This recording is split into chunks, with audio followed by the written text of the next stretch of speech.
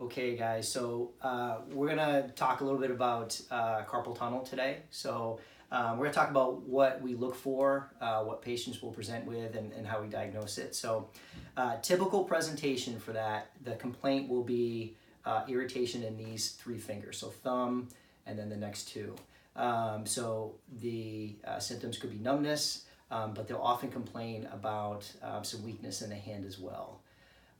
So a couple tests that we'll do, just when we look at the hand, a couple things. So a lot of times we'll start to see some what's called atrophy or loss of muscle tone, and that will present right in this thumb area here.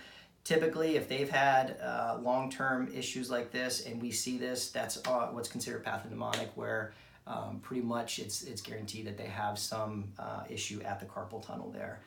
Some other things they'll have is they'll report some weakness as well when they grip, trying to hold on to things. A lot of times the symptoms will be worse in the morning and they feel like they got to kind of shake it out to kind of get things moving. So a couple tests that we'll do in addition to all that is we'll test both extension at the wrist here. It's really up there. So we'll just have them go palms here. Okay, good. And then we're going to bring our elbows up, keeping our thumbs together. And it could be, what we're doing here is we're stretching that median nerve. So they could continue to have, or this might actually cause a little bit more irritation there. We can also cause some compression by going the opposite way here, and they might complain about some increased symptoms there too.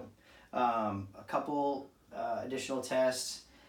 This is called Tunnels. We'll just tap over that carpal tunnel, and that may reproduce symptoms.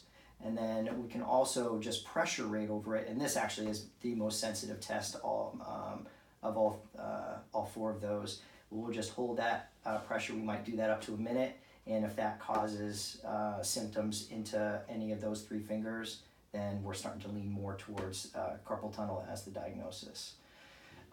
We can also further test this neurologically. So we talked about that loss of grip strength. We use what's called a dynamometer, where we actually have them squeeze and we can measure how strong their grip is. Obviously we compare that side to side. Some additional tests that we may use, x-rays are rarely necessary for this unless we're thinking that maybe something pathological is going on.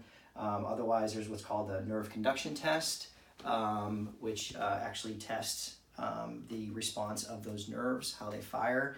It's not a very sensitive test, but sometimes it can be helpful. And then we can also use what's called diagnostic ultrasound, where they will be able to, because it's such a superficial structure, they can actually see what's going on underneath that structure there and see if there's any inflammation there or maybe some compression at that carpal tunnel. So that's our video for this week. What we'll do is next time we do a video, we're actually going to show a couple other things that can present that look a lot like carpal tunnel, but they might actually be some irritation in the median nerve at some other areas along the path. So thanks for watching, guys.